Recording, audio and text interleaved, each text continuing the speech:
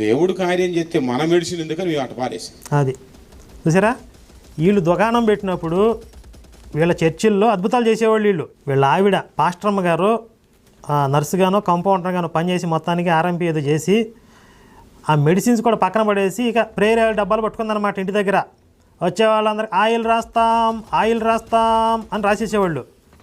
Miracles అద్భుతాలు జరుగుతాయని చెప్పేవాళ్ళు. ఇప్పుడు ఈయనకి రోగం వచ్చింది, ఈయనకి రోగం వస్తే ఆయిల్ డబ్బాలు రాయిలా హాస్పిటల్లో పడేసి తీసుకొచ్చేవాడి. ఈయనతో డైరెక్ట్గా ఏసై మాట్లాడాడండి. ఇద్దరు డిస్కషన్ పెట్టుకుని నువ్వు చేయాలి అంటే ఈయన కుదరదన్నాడు. కాదు కూడదు, నువ్వు చేయాల్సిందే అని చెప్పి ఆయన ఒప్పిస్తే ఈయన ఒప్పుకున్నాడు మొహమాటానికి. తర్వాత వీళ్ళు అద్భుతాలు చేశారు, మిరాకిల్స్ చేశారు చర్చిల్లో. ఇన్ని చేసిన వాళ్ళు, ఏసైతో కాంటాక్ట్ ఉన్నవాళ్ళు ఈయనకి రోగం రాగానే తీసుకొచ్చి హాస్పిటల్లో పడేటువంటి ఇంటి దగ్గరే పెట్టుకుని ప్రేయర్ చేయాలి కదా. ఇది మిరాకిల్ అంటే. ఆ మెడిసిన్ వాడుతుండగా